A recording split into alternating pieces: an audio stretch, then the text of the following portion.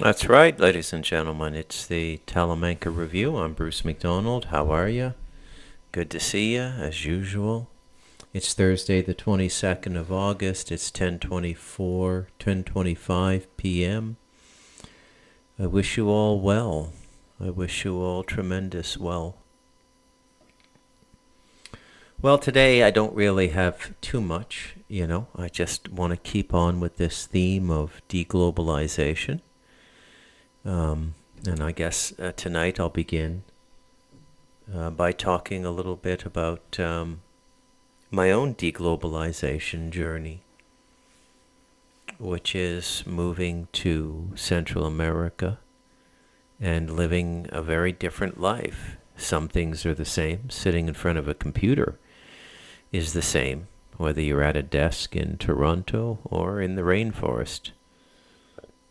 Once you're in that computer space, you're in that computer space. But of course, I'm talking here about getting out into the world and owning a little bit more of your own life, your own autonomy, your own sovereignty, your ability to say, I came here and I lived a life from the inside out. I think that's a pretty important thing. Not a lot of people agree with me these days. Most people live their lives from the outside in. Man tells you to get this graduate degree, you get that graduate degree, and you make your $150K a year. It's the way the whole system works. Nobody asked you if you wanted to do it. But you get the point, right? The world going forward is hopefully going to be a world of integrated sovereigns. But to get there, we have to produce those sovereigns. We have to produce people capable of thinking rationally and toward the benefit of community, which is not something that has been at the forefront of my thinking processes most of my life, to be honest. I've always really just been thinking about myself, if I'm being honest, Obviously my son, we think about our progeny, our offspring. That's normal. Think about him, his future. Being a parent casts you into time in a kind of permanent way. Because on the assumption that your children will procreate, then you're going forward. Your genetics is contributing to future generations. Gives you a very different look on life. I only had the one son. That's all I need. He's perfect. But it makes you think about life differently. I can't imagine not having children. I can't imagine these people who grow old and don't have children. And there's so many of them now. So many Gen Xers and millennials didn't have children or didn't have a traditional family. It's actually more the norm than the exception now.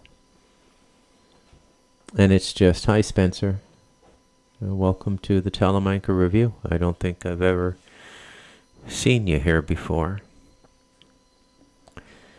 But we're in a race right now. Deglobalization is a race between the rising of individual consciousness and the dominance of the external consciousness, the black box scientific rationality. You will do this and you will do it now. And if you want to live in our system, you will do this. You will put this substance into your corpus, into your body. We demand that you do this. For public safety, for safety. It doesn't matter if what we say doesn't turn out to be true. It was for your safety. We did it all for your safety. It's almost a complete inversion now, folks. You could judo flip almost anything they say, and that would be the true message. That would be the true intent of what they're trying to say. Just judo flip it. Judo flip it. It's for something that I would say is pretty close to being the literal and diametric opposite of our safety. And yet so many people are having trouble navigating this reality. Still, an unfailing belief in governance. I used to have a line, a very crass line. I would only say it generally in male company, and after I got to know them a little bit. I'll share it with you now. You might think less of me, but it's a great line. No matter what you think of me, it's a great line. And I don't know when this came to me, sometime around 2001, 2002. I realized that women can't really function independently. You can have the illusion of independence, but that's only if they're transacting. Okay? Only if they're transacting.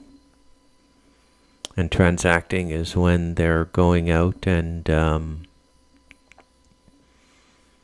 employing romance as a modality of exchange.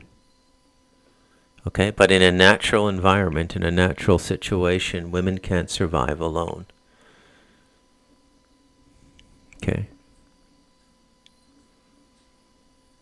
Can't survive alone. So my line was, and again, I'm asking you for your forgiveness ahead of time, so you know it's not going to be politically correct, and probably way worse. But the line is, a woman can't survive on her own. For a woman to survive, she needs a man. There are basically three choices: a husband, a pimp, or the government. And of the three choices, the government is the worst. Nobody can really survive on their own, male or female. To throw gender into it is to just be caustic. You know, I'm trying to be caustic. I'm trying to be argumentative, I suppose. We can't exist without each other, but we don't know how to exist with each other anymore. Every concept of community we had in the past is destroyed. Now, I've rebuilt community in my life. Community is when you know all your neighbors and you don't judge them and you coexist with them. And where you can help out to the degree that a reasonable neighbor would help out, you do so without hesitation because it's neighborly. That's what community is. I have a community now. Isn't that ironic that I live in a community now and I never had a community in Canada? Never had a community in Canada. If you're born someplace, you can develop a community there. My son did with the kids he went to school with. They all plucked out of southwest Mississauga. Dundas and Wolfdale, if you know the area. Catholic school system. But if you just go someplace, you don't really have community. I think even in all the time my son lived in that community, he got to know one or two of the neighbors. And directly to the left and directly to the right and directly behind. And just in the most passing of ways. Right? But when you live the way I live, community is a big deal. For example, I'm the only one with a functioning vehicle right now. I have a Mitsubishi Montero turbo diesel 1990. Originally a gas engine, but I pulled that out and put the turbo diesel in. Big project. Took a year. I didn't do it, of course. I wish I could do more with my hands. I can't do too much with my hands. I became a specialist. I can work. I can do a day's work. You give me a wheelbarrow and a shovel, I'll work all day. but I've never been much of a builder. I suppose there's an architecture or a building sense to constructing a book, a story. Everything is one thing, remember? Everything is one thing. That's why they say in the Book of Five Rings, he who masters one thing masters all things, because there's only one thing in the world. There's just different ways of understanding it. You can understand it as a chemical engineer, or you can understand it as a pastry chef. But if both of those people master their craft, chemical engineering and pastries, they will both understand the same thing. And that's mastery.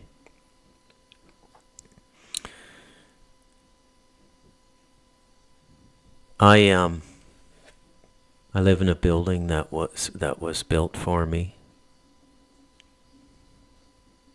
Yeah, that I took part in the building of, at least at a project management level. Very lovely feeling to live in a home that, if anything happened, I could replicate this home. Probably build it all back out again in 3-4 months. Not that hard at all. That's kind of a comforting thought. Mind you, my home is flood-proof, fire-proof, earthquake-proof, insect-proof. There's really nothing stronger than an adobe bungalow, an adobe house, earth bag, which is hyper-adobe. And this, of course, is all deglobalization, right? How to build. That's where I started, was how to build a house. This started for me around 2008. I just started to look at the way that people used to live and how people built homes in the past. That's it. I started there.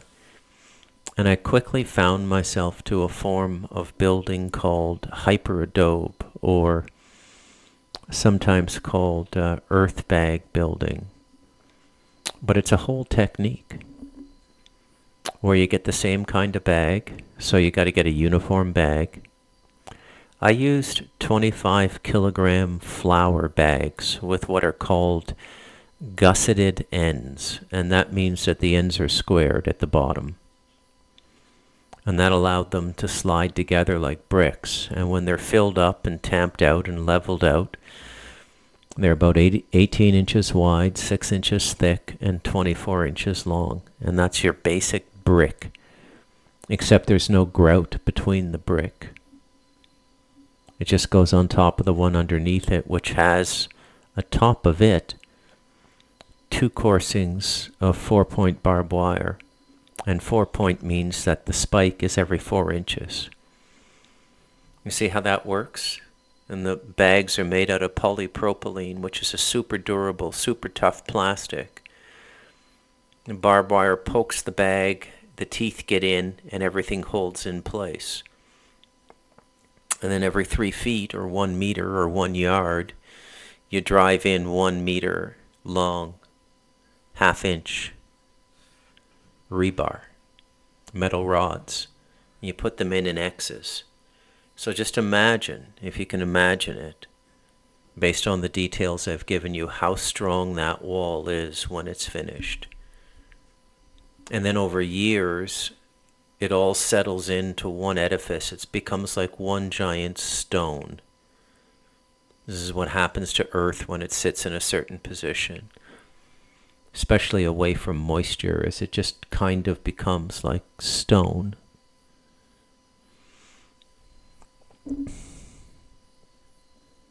Deglobalization. Deglobalization is what we're talking about. Pulling out of all their systems, realizing that the food you grow is better than the food they're selling.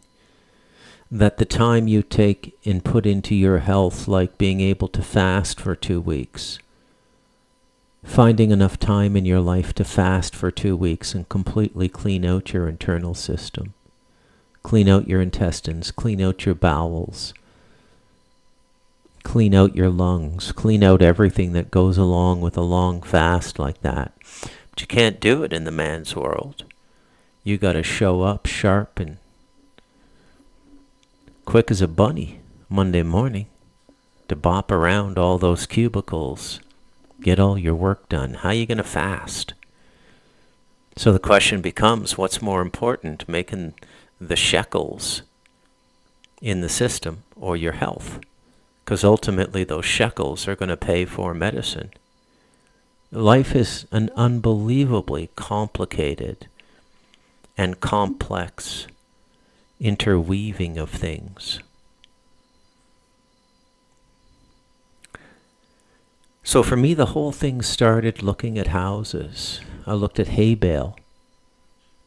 They had some downsides. I looked at cob. I didn't think it was structurally sound enough, not for a seismic zone like Central America. I looked at hempcrete. You know what the big drawback is with hempcrete right now? It's very expensive.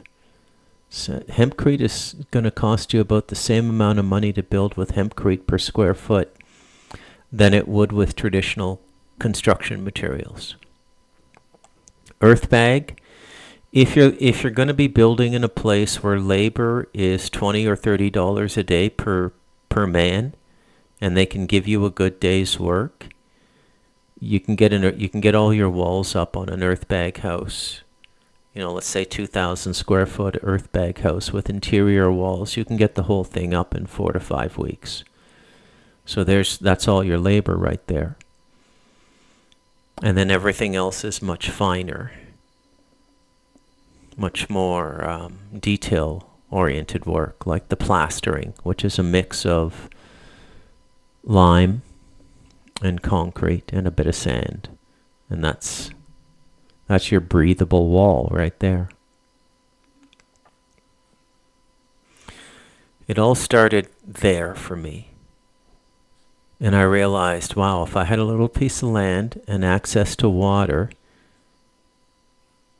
I could live somewhere and have a nice home and not have all of these ridiculous fees put upon me to live. For an average home now, people don't realize that as these home prices go up, that valuation is all part of the government's reconciliation, right?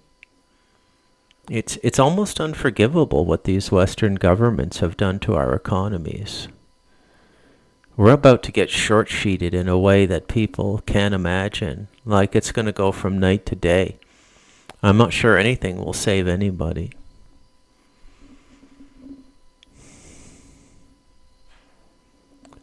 I wouldn't recommend that you not try. Sure, get yourself some cryptocurrency. Sure, get yourself some physical gold and physical silver. It's better to try than not to try. It's better to hope than not to hope. But the best thing you could do for yourself now is form a community.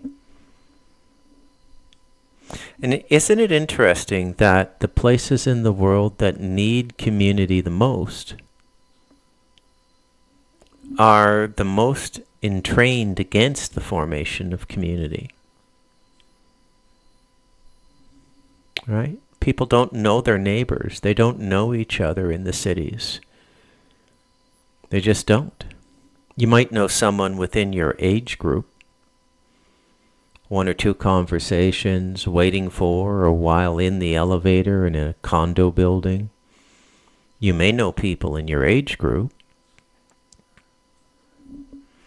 but people don't know their neighbors, and they certainly don't have community. And there's a lot of things that are dangerous in a city, the way a snake bite would bring people together here.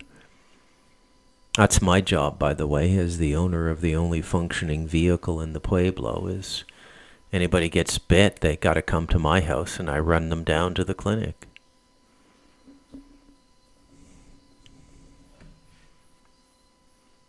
That's what you do. First you cut them where they got bit. You need a sharp knife, but you get a little cut in there. Then you put a little gasoline on it. You light it on fire, you put it out. It's only a millisecond that it's on fire. Then you get them to the clinic. But that cutting and torching, that can do a lot for a person who's been bit by a venomous snake. It can do quite a bit.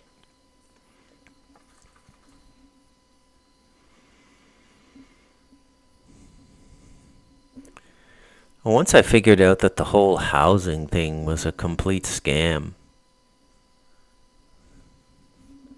then I started to think about how people make a living. How does a person make a living outside of a city? I'd say that things just sort of went my way. That what happened to the world after 2020 all made the way I had chosen to live much easier. Quite a bit easier, actually. And now it's the norm.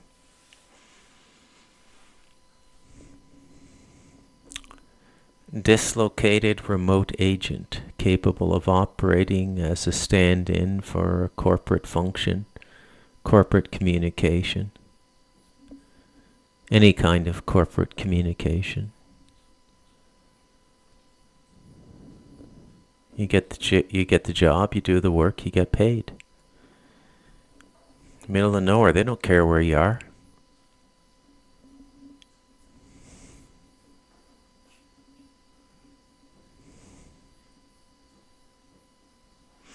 You know, I find myself trying to think of what the definition of things would be in the context in which we're living now.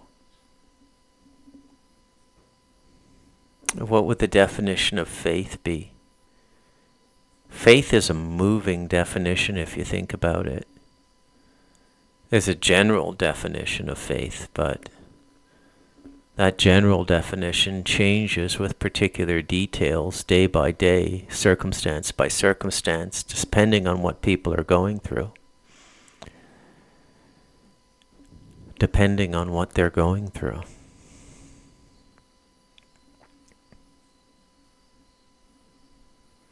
I suppose part of my definition for faith now, and I do have faith, by the way, I do have faith. You can't live without faith. Even if you achieve God realization, you still need faith. Because it's a constant war in the physical world between the mind and the soul.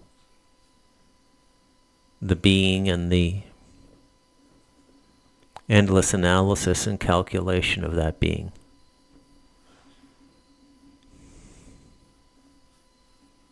Never ends. Just goes on and on and on and on and on.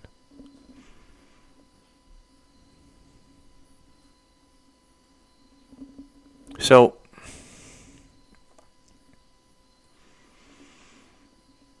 deglobalization, I think, would begin with your housing situation. You want to get living in a situation where you're comfortable, you're in community with the people you're living with, and it's affordable. Right? I wonder how people get by now. I bet you there's all kinds of different arrangements for living now. I'll bet you Gen Z has very unique ways of coexisting now. I'll bet you that generation can live like Bangladeshis. Like sleeping 6 people in one room in a bunk bed or something. You gotta do what you gotta do, right? You gotta do what you gotta do.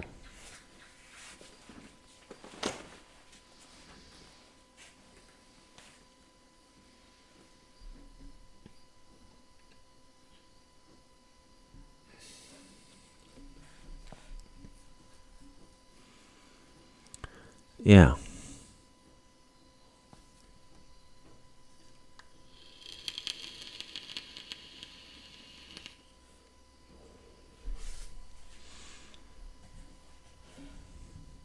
So I have faith. I have faith that we're going to get out of this. I have faith that we will triumph against the darkness aligned against us. I do. I have faith that all those things are going to take place. I have a mental understanding of what's going to happen for those things to come about. And the one thing I know, and the one thing I'm absolutely certain of, is everybody is going to walk the same walk I walked when I wrote The Light of Darkness, A Warrior's Tale for Our Time, and The Devil in Us, A Memoir of You and Me. Everybody is going to do their own version of that realization cycle. That's part of the price of admission to go to the next level of the game. And you have to be able to do it without judgment, without kicking and screaming, and without demanding blood and demanding people be punished or cast into hell.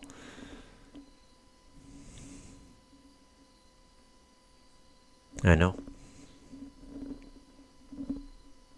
It's weird, but it is what it is. So I have faith. I wouldn't be able to live if I didn't have faith. I have what I would call realistic faith. I don't believe in fairy tales, and I don't believe in ideal outcomes. But I believe that God prevails in all circumstances because God is the primary.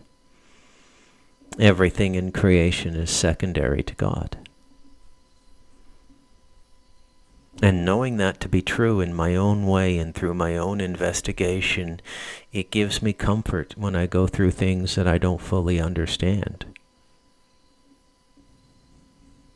And that's extremely important, and that is like a log that you put on the kindling of faith to keep the flame of faith going.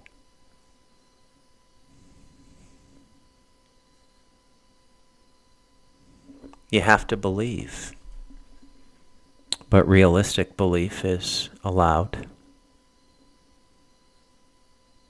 So nothing can exist absent God, so that means when we get into a reductionist phase, and a reductionist phase is a lot of things are being killed. A lot of things are going to be taken out of creation, out of existence, out of the life field in this third dimension. That's what I'm saying. It's not complicated. I'm not speaking Mandarin. No, 我不会讲国语.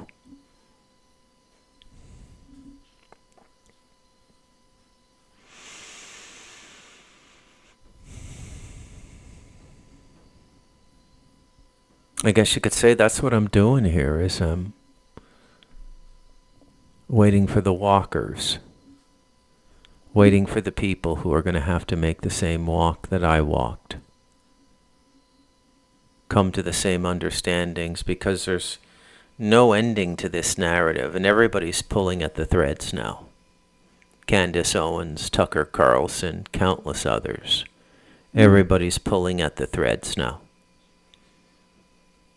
How long do you think it's going to be before they start talking about non-physical interference? They are now.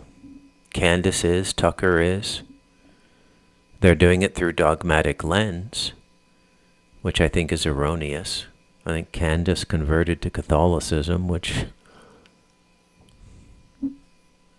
who am I to say anything if it gives her comfort? Right? There's still good priests. There's still good rabbis. Doesn't matter. Their heart's in the game. They want to connect people with the divine. Right? The war is everywhere now. This is why I find it's amazing as you look at the war and the fragmentation all around us. There's profound fragmentation going on in the Jewish world now, which we've never seen. I suppose you could say we saw it a little bit when Yitzhak Rabin was assassinated by a right-wing Israeli ideologue. You know, to see a sitting Israeli prime minister assassinated by another Israeli, that was a bit grim. That was a dark day. because Jews never killed Jews. So it was very ugly to see that. But there's a civil war there now. There's a civil war in the Vatican. That's why Cardinal Vigano is excommunicated. There's a civil war everywhere now. I guarantee you there's a civil war in the Mormon church. I don't have to be Mormon to know that. I understand the principle. Right? I understand the principle of faith. I understand the principle of division. I think of the devil chapter in The Devil in Us, a memoir of you and me. It's that chatter in your head. Right? And it's again, part of the ironic mirror that we live in. That while all of these institutions pretend to be whole and harmonious, they're falling apart behind the scenes. And the media is trying to project this idea that we as a collective are falling apart and tribalizing the way people tribalize when they're put into prison, which means you hang with your own kind and that's it. It's the lowest level of consciousness for human beings to live on. That's why people live that way in prison. Do you really want to live that way? Nobody does, and there isn't the fractionalization that they're talking about. They've been tried all through Trump's 2016 to 2020 run. That's what all the rioting and everything was about. That was all paid.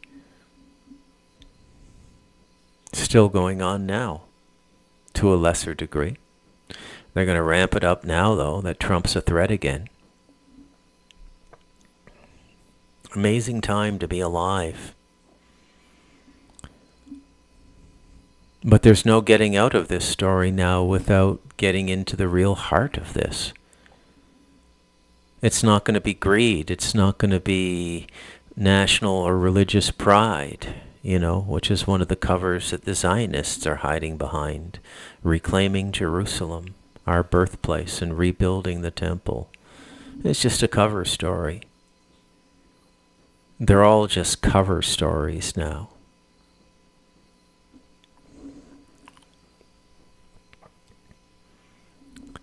Everything is coming apart now. Right?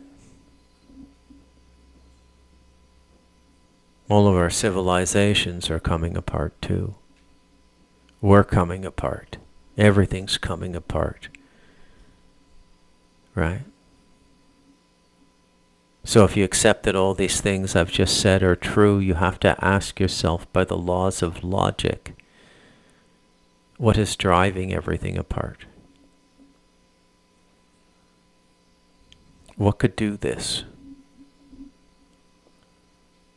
What force could come into our space and do this?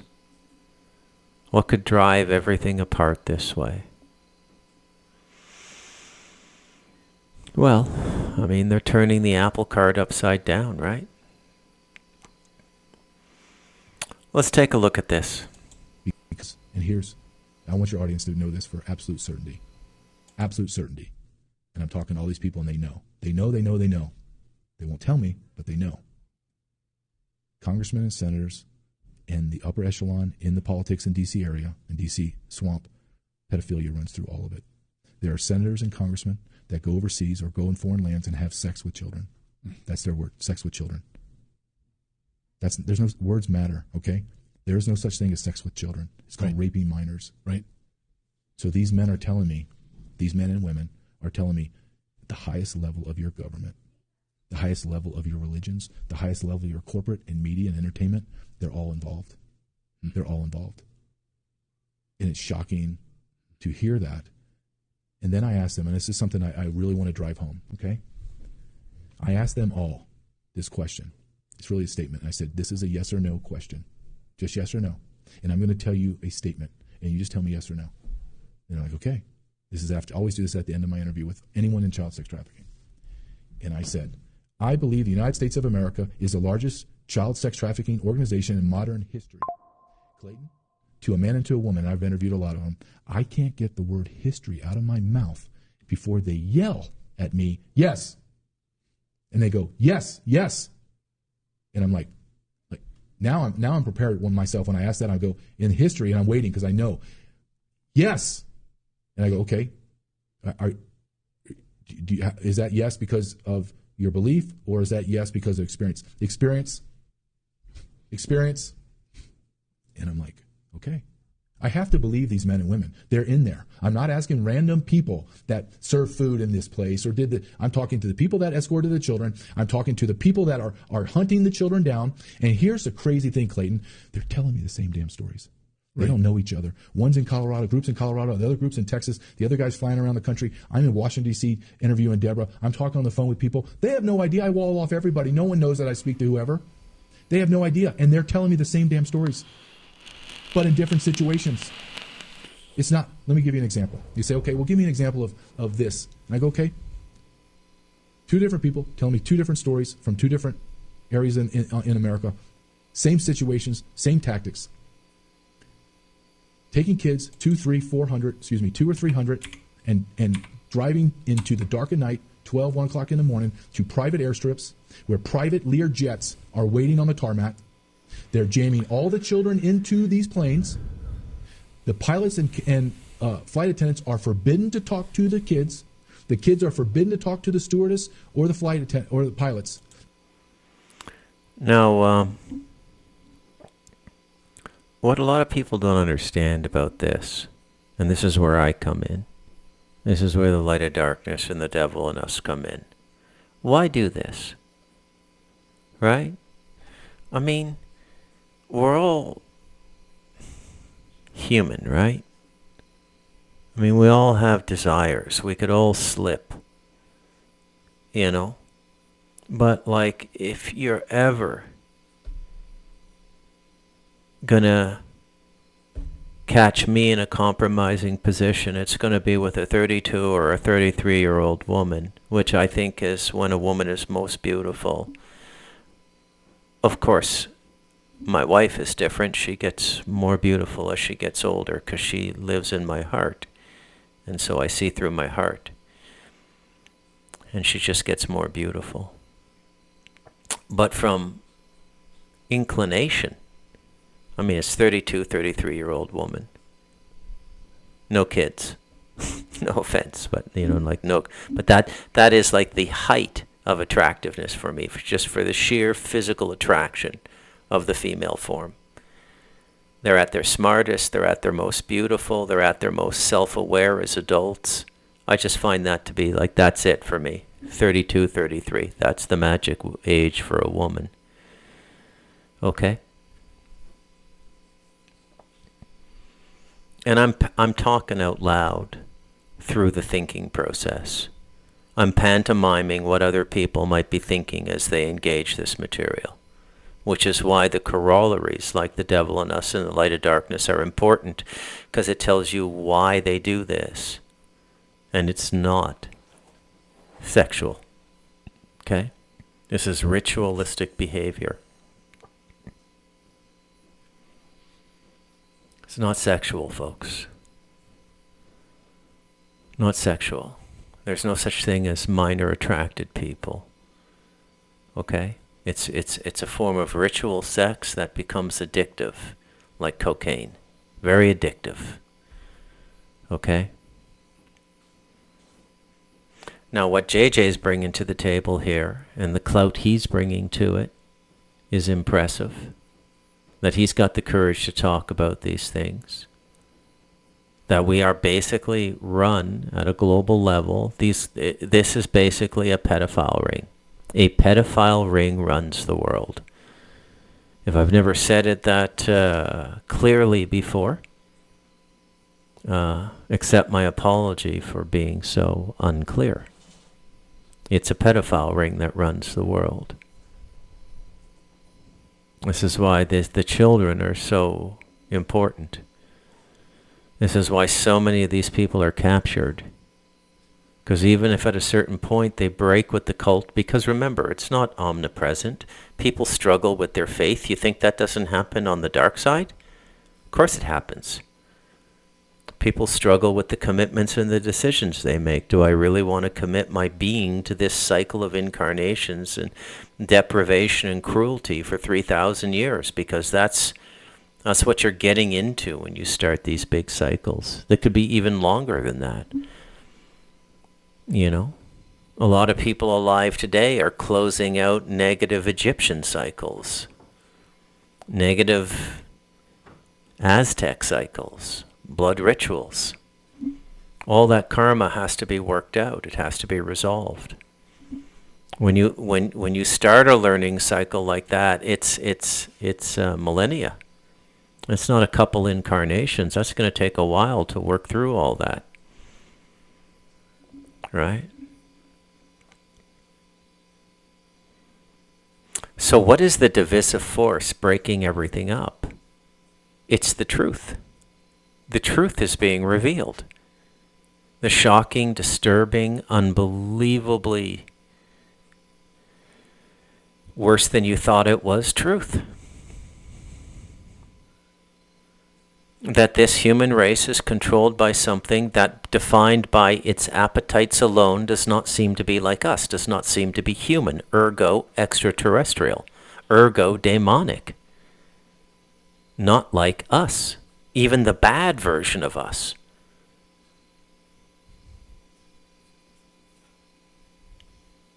Not like us, different appetites. Not like us. Let's finish this. They fly in silence in the middle of the night.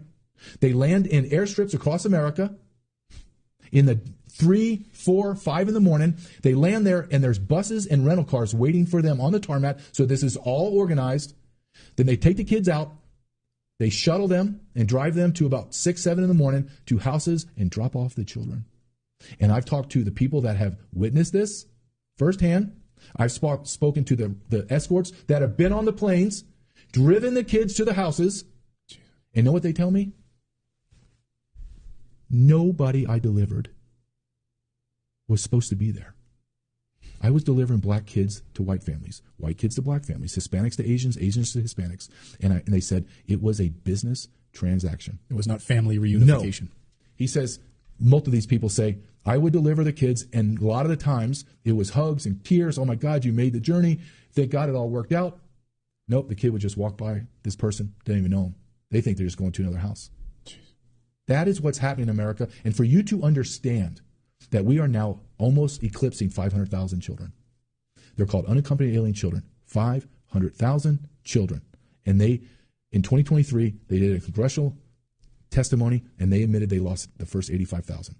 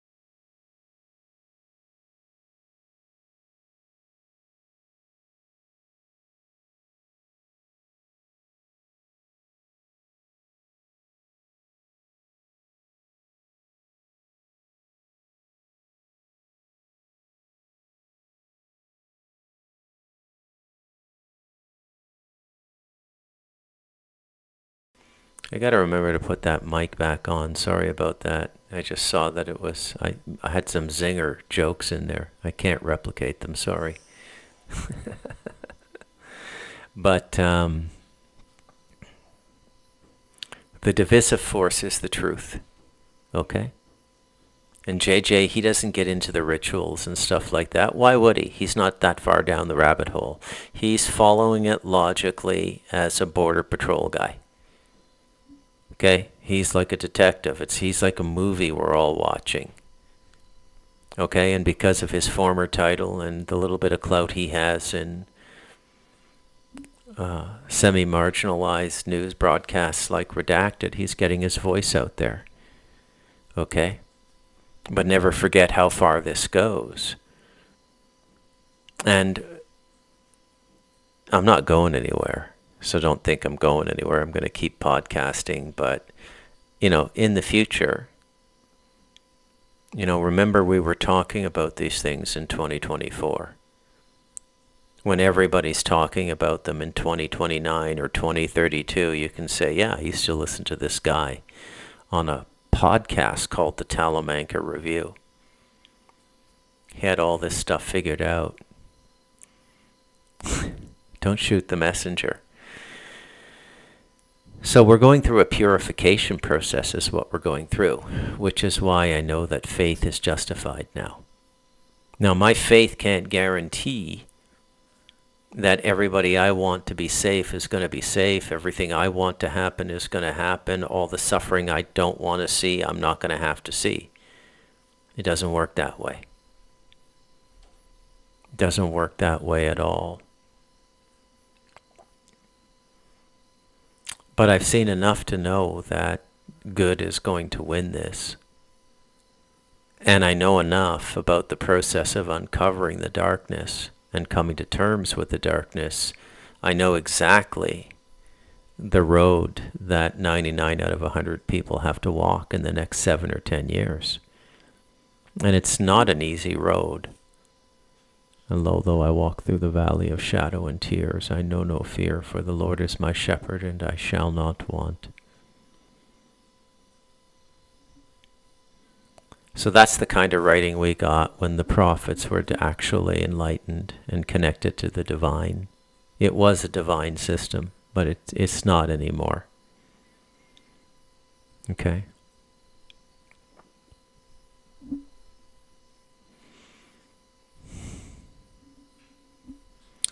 So this is the journey we're making now. We're making the journey to, I guess, what you'd call the heart of darkness. And it's going to be part of the deglobalization process because the globalization forces are all dark. There's no need for us to force globalization. We have jet planes now. We have a global economy. We'll all get to know each other sooner or later. Right? We don't have to force global rules and global diet and global 15-minute cities and global digital ID. We don't have to do all that stuff. They have to, because they know the truth is coming out. Now you know why all the police measures are coming out. Because these conspiracy theories are going to start growing like weeds in the sidewalk cracks. That's why they're doing it. They're going to try and stamp it out with violence is the next thing they're going to try and do. Wouldn't you? Would you want the world to know what you'd been up to if you were these people? Would you want the spotlight put on that? Would you want to be dragged out from behind the cover of the persona you live behind, who the world thinks you are, to be revealed for who you are? Would you want that? What would you do to prevent that? Put yourself in their shoes. What would you do to prevent that?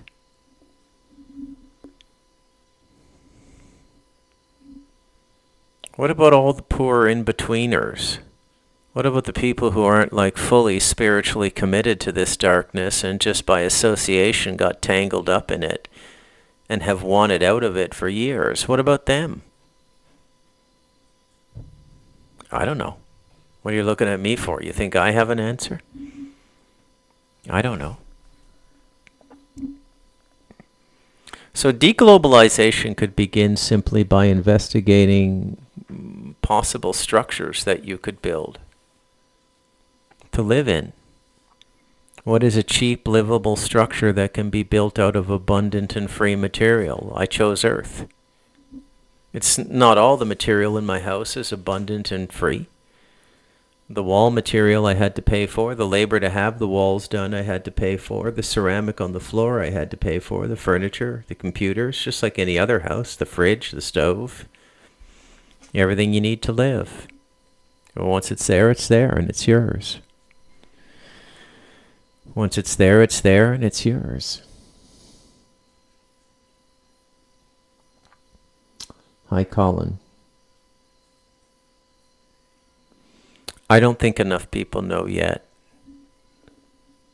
I don't. I just took a look at the chat there. None of the big people are telling them. When they hear it from Bill Maher, they'll believe it, but it's not going to come from Bill Maher because Bill Maher is a seriously compromised guy. You're talking about a guy who had his own bathrobe at Playboy Mansion all through the 80s and 90s. Bill Maher is a lech. He's probably a sex addict. Okay?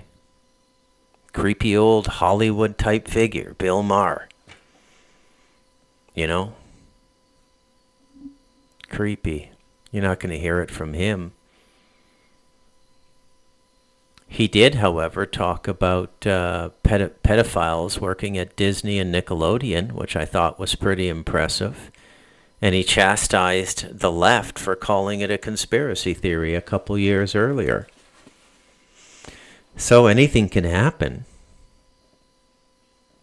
But what we know is that the truth's going to come out because it's just the forces that govern this place beyond the centralized manipulative political forces, which are multidimensional. Okay? I don't just mean the Chinese Communist Party and the KGB and the Mossad. You know, I mean everything that's out there, the forces on the moon, the frequency work that's done on this planet to hack our hologram a little bit. You know, all that stuff's real too. That's all going to start breaking down pretty soon too. We got that to look forward to. When all the lighting and production that goes into keeping this frequency hologram going starts to break down. What's that going to look like? It's going to look like serious glitches in the matrix. It's going to look like Mandela effects. That's what it's going to look like.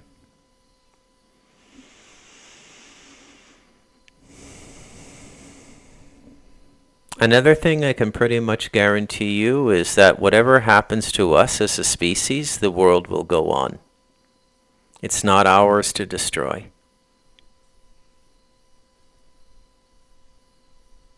So the world will go on.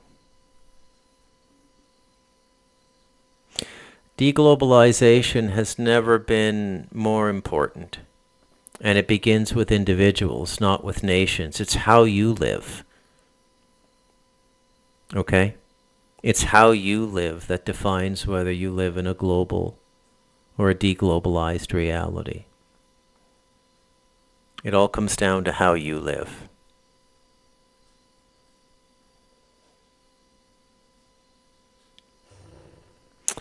Well, that's my time for tonight, ladies and gentlemen. It's always a pleasure doing the Talamanca Review, spending time with you folks.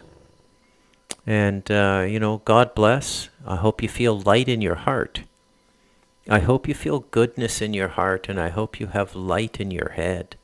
Light could be literally light or inspiration and hope.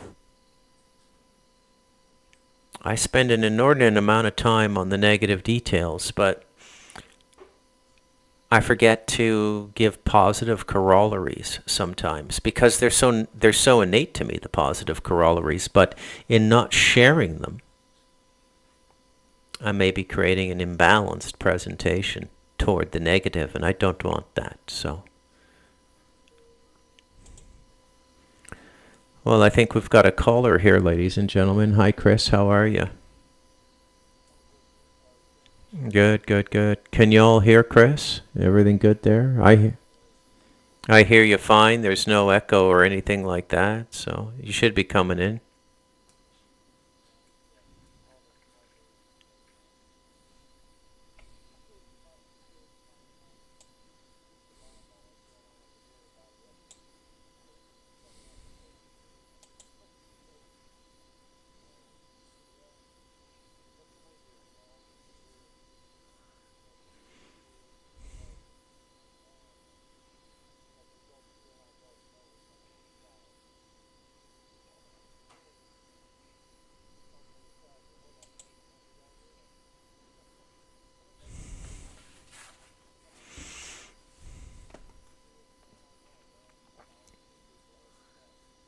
Well, thank you. Thank you very much. It's very kind of you to say. They're telling me that they can't hear you. So I'm gonna try something here.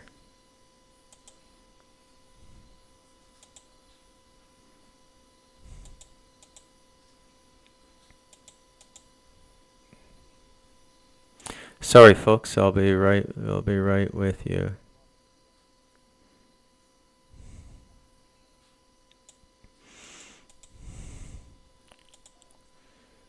Let me take that out. Um. Oh, hang on a sec. Mac OS audio capture. Let's try that. The Mac attack. Hold on a sec. Oh my God, is it that easy? Okay, there we go, folks. And Hello. Howdy, speak. everyone. Yeah, okay, you can hear you now. I'm pretty sure. There we Good. go. So we got callers back in, folks, here. So yeah, we can Yeah. call in now. 864-810-1039 or seen that Tinker One. If you got something to say to me, something to say about the world, something to say to the world, or if you just like to pass a couple minutes in something resembling community, then give me a call, and we'll take it from there. Yeah. I wanted to let you know, Bruce, that little favor you did for me the other day worked quite well. You're quite welcome. Yeah. It seems that those forces are not attacking me anymore, so that's good. I'm back to being my happy camper. Stage one is accepting their reality. Stage two Yeah. is understanding that everything in this multidimensional reality is subject to law and negotiation. And it's amazing. I got a call from a girl in one of Doc's in the Doc's Discord. She's 64, so she's a year older, a year younger than me, and she listened to this one guy's podcast, right, on YouTube, and he puts out these subliminal stuff on his shows, Mm-hmm. Mm-hmm. and she really feels like she's being affected by it, and so she's actually got one of those RFDI bags to put her phone in, and stick her phone in the microwave when she goes to bed. Go take a bath of hot bath with Epsom salts. Is that what they call that? Or Yeah. Egyptian salt, whatever. And it was cool, because she reached out to me out of the blue, and I'm going, okay, that's why I'm here. And that's the same kind of community I think that we need today. We need a community that we can be honest with and accountable to, and helpful for, even with just the small things, just by smiling at somebody going down the road one day, that might save that person's life. You just don't know, right? All it takes is the one. And for many times in my life, Bruce, you've been that one, right? And so that's good for me, and that's good for you, and I kind of feel like you're teaching me things that I know A B C. I'm capable of 1, 2, understanding. 3. A B C. 1, 2, 3. 2, 3. So, I I've I been, I I have a modest understanding of consciousness and its relationship to this reality. Modest. yeah, That's how I would bill myself. But if it's been of service to you, that's great. yeah. Well, you're well educated too. You've done a purposeful, intentional study of all these different belief systems around the world, right? I have indeed, yeah. And so, and then the way that you transfer your uh, conscious thoughts onto paper through your writing and your books. Not many authors are able to do that, right? Uh, the great authors of all times are able to write books that actually move people. right, Hmm. inside of them. It causes some kind of a transformation to take place. And Yeah, I believe that that's what your books are doing. I hope That's so. why, I you certainly know, hope so. I would. I it's, could use the credit in my afterlife review. yeah, yeah. I Well, need some. you'll I get need there. some I need I some think that equity. I need some equity there, Chris. It's going to I be a think that it's you'll going to pass. it's going to be a negotiation. I think from what I know about what happens when we get there, I think you're going to go right on by and say and go be able to do what you want to do. You'll be given a choice, right? I think you're at that level to where you So choose. I've been a big picture guy my whole life, right? Yeah, Everything I've done is big picture, including getting a journalism degree. That's a big picture life. You means that you're looking at the big picture of life. You want to right. talk about what's going on in the world. And, in terms of consciousness, the science I chose was spirituality, which is the big picture science. And it is a science. The only Yeah, difference between it and any other science is it's non transferable. Okay, so I can't share my findings. I can in my books and stuff. You can get a glimpse of it, but Mhm. you got to do it on your own. It's hard But to measure the quality of the spiritual being that resides in every one of us. There's yeah, no scientific method to do that. There's only a experiential method to do that, right? yeah, yeah, You have to experience it to understand it. yes, But you have to be also be open to it because I don't yes, think very many people are open. I think they're very closed-minded, they're wearing blinders, they get their head in the sand, yeah. you know, and they're just watching the world crumble around them and then wondering why. Why is it happening? And you and I and a few other people that we know, we kind of think we know why it's happening, right? Well, That there I is an mean, end game. There's an we can end game to have, this thing. yeah, we all have our theories, and Yeah. there seem to be conscious provocateurs in the mix that can't help but go noticed, if even if you're not even looking that hard, right? They're just Yeah. impossible to miss, Chris. Yeah. Right. I I'm think. not even sure they want to be missed at this point. I think they want to be seen at this point. Right. I called my dad uh, earlier during the convention was on, and he's a diehard Democrat all his life. He's been in the military warfare institute, the machinery of war since he was in the 60s. Worked for the military complexes like the Pentagon, NORAD, NASA, places like that, and he's always been this way. And I don't understand why he can't see with his own two eyes what's crumbling around him. And he lives in Austin, They right? don't want to And see it. Look, doesn't want to see it. yeah, but there's no excuse anymore. If you can't see it now, it's because you don't want. You're looking away. You're deliberately looking Right. away. It's like you Yeah. smell smoke, but you won't turn your head around because you don't want to see the fire. Yeah. And, There's and there, whenever I bring when and everybody anybody still circumnavigating the topicality of our time is a distraction, and yeah. that includes even Joe Rogan. I think he may have intercepted the salient issues of our day much more quickly and efficiently had he remained independent and outside of Yeah. Spotify. So Yeah. It was a shame that they paid him off. yeah, because he's You know. not, and he's not a good role model anymore. Because we're not gonna win this revolution, which is Yeah. spiritual. But this is a spiritual revolution we're in. Yeah. That's correct. We're not gonna win this revolution with people tripping all the time and getting high and No, smoking weed all the time. yeah. And Joe Rogan's a bad example, man. Yeah, and what's going to happen is either way this election goes, it's going to explode in America, right? Either way, Trump wins, boom, left goes crazy. Uh, There's no there's no soft Comrade there's Comrade Kamala wins, boom, the right yeah goes crazy. there's no soft landing here, It's right? going to get ugly. It's going to get very ugly, I think. Well, it's nothing that we haven't seen before, right? I mean, Right. Civilizations have been wiping each other out for years, for thousands of hundreds of thousands of years, right? one need Mass only remember civilization. one need only remember Wild Bill the Butcher and the Natives from Gangs of New York, Chris. Yeah, they don't.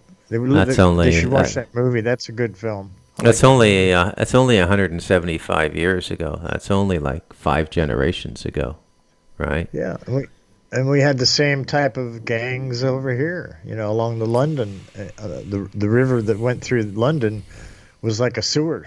You know, that's just the way. That's where everything drained into, and the people that lived along the riverbanks were the hardcore uh, part of society that nobody wanted to even go around. The And river folk. the river folk and the gypsies and the travelers and the Irish that came here were considered less subhuman, right? They treated the Irish here like the Africans were treated when they got off the Yeah, boats, yeah. and yeah, and it was People, horrible. Yeah, yeah, but that's why for us, Chris, having ancestry in the UK and Celtic roots, it's yeah, very funny when people say white people, right? yeah. It is. It's just, and actually, when you skirt about this world a little bit, it's ridiculous to say it about any people, like the Chinese. The Chinese are like 2 dozen different ethnicities and dialects. Okay, Hmm. everybody is Africa is the same thing, right? But when you Yeah. say white people, you know, and you only have to go back like 100, 140 years to see how like the Irish were treated, man. The Irish were Right. just, Yeah. I, And it's I, you know the being Irish were Celt. the first English euthanasia project. Yeah, they sure were. If you go back far enough into the days of the Picts, before the Anglo-Saxons and the Normans came, and that's what England really was. They came from the mainland Mm-hmm. uh, and invaded kind of the land, and all that was here was a bunch of farmers, a bunch of people gathering sheep and stuff like that, right?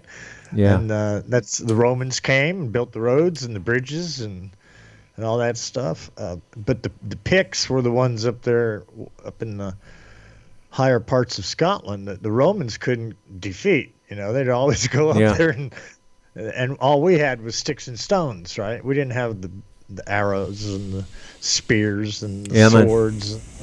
Yeah. Let me But just we, see we if managed anyone to wants survive. to call in there, Chris. Yeah, Don't be intimidated by this British soccer hooligan here, folks. yeah, don't call Come in. on, it's Bruce is seen that Tinker 1 and 864-810-1039. We'll stay online a couple more minutes. Yak with sure. Chris here. But if you got anything to say, any questions about how you might deglobalize, then, call in. Or any question for that matter. Just call in. Hmm. Yeah. So, what's the rumpus there, Christopher?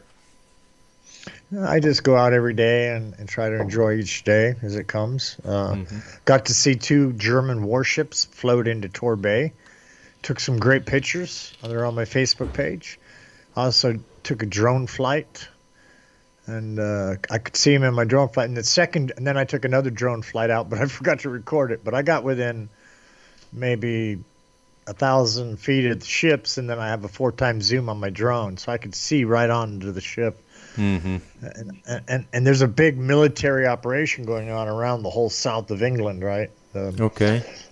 Monkey Works on his broadcast was talking about it, and I've seen a few more, jet trails up in the sky recently, Mm-hmm. Mm-hmm. going different directions that they normally don't go, right? Mm-hmm. Things like that.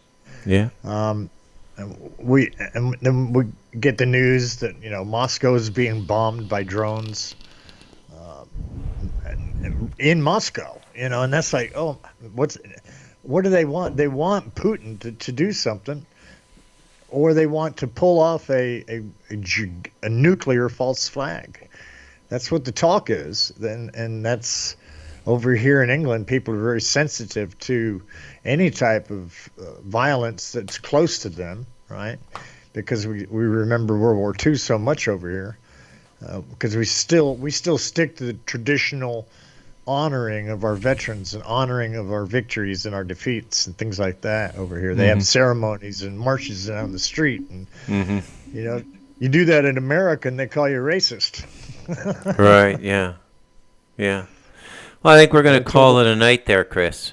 What do you think of all right, that? buddy, it's good. I'm glad we got I'll the let. microphone thing fixed, Yeah, and we got it's it's all good. worked out, man. I'll Good I'll, to I'll hear you. bid you good night, and then I'll say my final words to my listeners. Peace Adios, out. Yeah. amigos. Chris France, ladies and gentlemen. Chris France, live from the British seaside. Live from the British seaside. I guess it must be about 7:30 in the morning there. Well, yeah. So that's Deglobalization Part 5, and I'm Bruce